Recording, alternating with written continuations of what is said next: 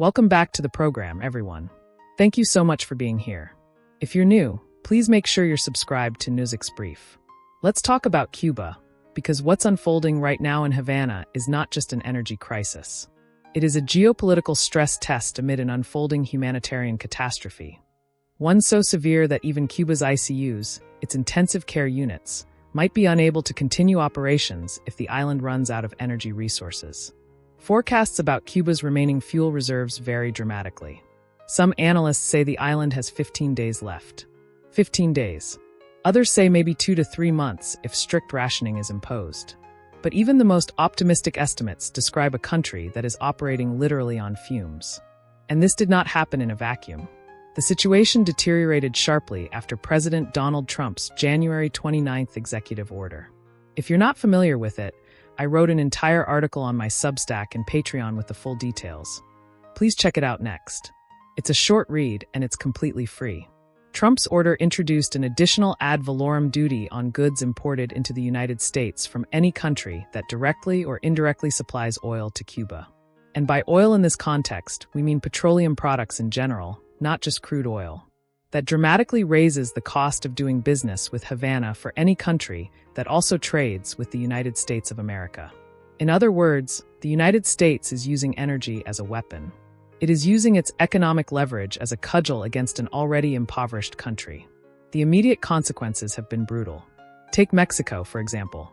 Mexico had stepped in as Cuba's primary supplier after Venezuela reduced its role. But on February 9th, Mexico effectively exited the equation. Its economic relationship with the United States simply outweighed any strategic incentive to continue supplying Cuba. That's exactly what Washington was hoping to accomplish, and it succeeded. Russia is now stepping in to try to address the unfolding humanitarian catastrophe. And let me be very clear, this is a direct result of Washington's policies. I'll say that again. This is a direct result of Washington's policies. According to recent reporting, the last major shipment of Russian oil to Cuba took place in February 2025, over a year ago. At that point, Russia shipped 10,000 tons of oil, delivered under a $60 million state loan. That sounded substantial. But here's the reality. Cuba's annual requirement is roughly 100,000 tons. A shipment of that size covers only a short window. Estimates suggest the latest presumed delivery would last just under 20 days. That is not energy security. That is life support. And the island is being squeezed.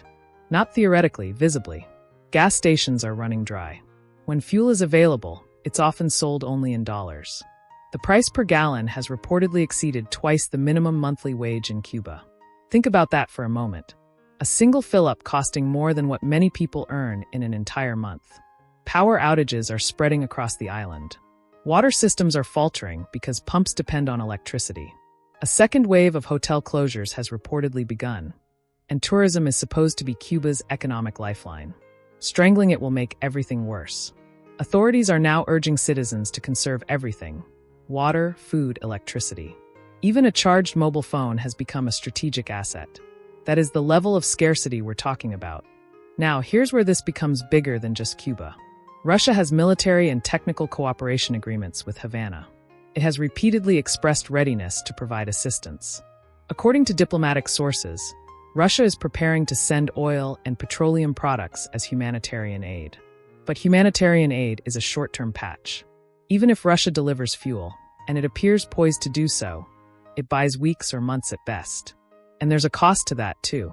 Supplying Cuba under current U.S. policy risks economic and political repercussions for Moscow across its broader relationships with Washington. That's a calculation Russia has to make carefully. Latin American countries, meanwhile, are watching from the sidelines. Many are reluctant to step in because they fear secondary tariffs or economic penalties from the United States. So Cuba is increasingly isolated, and its people are suffering as a direct result. So far, there has been no full naval or air blockade, but the conversation is already shifting toward that possibility. And if such a blockade were implemented, it would dramatically raise the stakes for Cuba, for Russia, for China, and for the entire Western Hemisphere. That leads to the central geopolitical question. If the United States intensifies pressure on Cuba, which some sources appear to suggest is being considered, how will Russia respond? And what about China? In Trump's executive order, Russia and China were described as hostile countries and, quote, dangerous adversaries. That language matters. It frames this situation not as a regional dispute between the United States and Cuba, but as part of a broader strategic rivalry.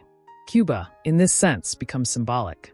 If Moscow and Beijing genuinely claim to support a multipolar world, a world not dominated by a single power, then Cuba is the test case.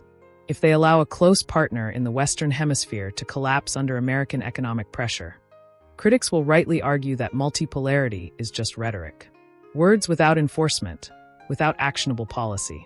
On the other hand, if China and Russia decide to escalate their engagement, whether economically, diplomatically, or however unlikely militarily, the confrontation deepens significantly.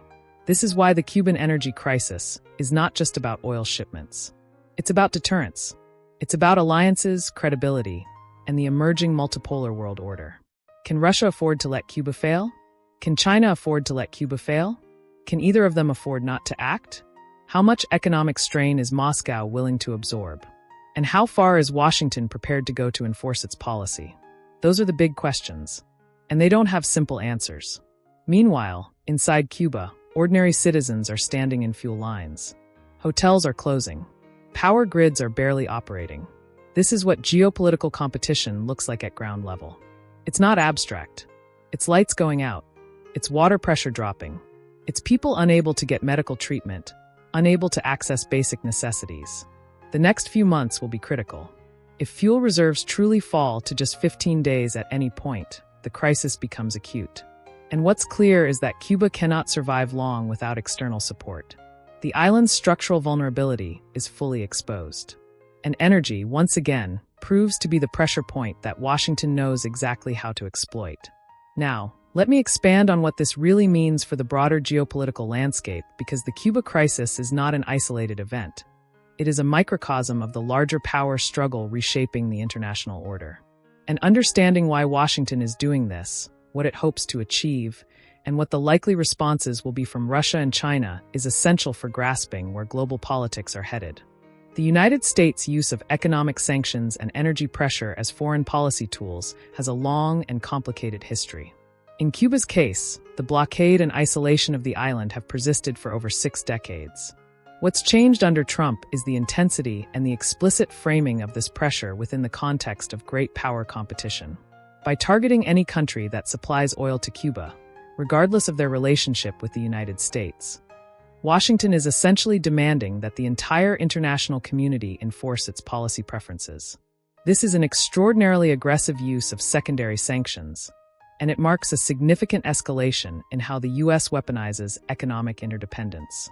Countries like Mexico face an impossible choice: honor their humanitarian and economic ties with Cuba, or protect their far more valuable trade relationship with the United States. When Mexico chose the latter, it wasn't a moral failure. It was a rational calculation forced by the asymmetry of economic power. But this approach carries serious risks that Washington may be underestimating.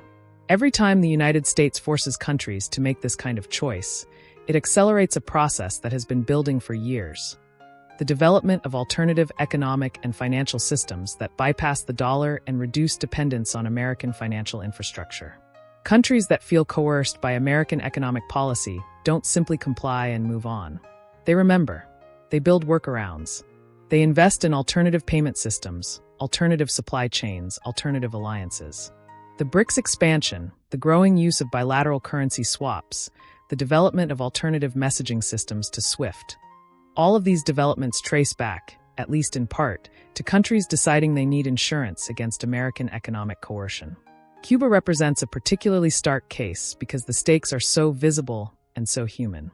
When an ICU might shut down because there's no fuel to power it, when citizens can't afford to fill a gas tank on a month's wages, when hotels close and tourism collapses. These aren't abstract policy outcomes. They're suffering. Real, preventable suffering inflicted on ordinary people who have no power over the geopolitical decisions being made in Washington or Moscow. And this is where the moral dimension of the crisis becomes impossible to ignore. Whatever one thinks of Cuba's government, whatever criticisms one might have of its political system, the people of Cuba are not their government. They're human beings caught in the crossfire of great power competition. The use of energy as a weapon against a civilian population, causing power outages, water shortages, medical emergencies, is a form of collective punishment that violates basic humanitarian principles. Russia's role in this crisis deserves careful analysis. Moscow's decision to supply oil to Cuba isn't primarily motivated by ideological solidarity, though that plays a role. It's a calculated strategic move. By keeping Cuba viable, Russia maintains a foothold in the Western Hemisphere, a point of leverage close to American shores that has irritated Washington since the Cold War. A Cuba that survives under Russian patronage is a reminder that the United States cannot unilaterally dominate its own neighborhood. But Russia's capacity to sustain Cuba is genuinely limited. Russia itself is under enormous economic pressure from Western sanctions following the Ukraine invasion. Its oil revenues, while still substantial, are being redirected to fund a costly war. Maintaining Cuba as a client state is an additional burden that Moscow can afford only to a point. This is where China's calculus becomes crucial. China has been far more cautious than Russia in its engagement with Cuba. Beijing has provided some economic assistance, but has largely avoided actions that would directly confront the United States over Cuba. The reason is straightforward. China has far more at stake in its economic relationship with the United States than Russia does. The trade relationship, the technology interdependencies, the financial connections, all of these give China powerful reasons to avoid direct confrontation. But the Cuba crisis tests that caution. If China allows a country that considers itself part of the Global South coalition, a country that has consistently aligned with China's vision of a multipolar world, to collapse under American pressure, it sends a message to every other country in the developing world. Chinese partnership doesn't offer real protection.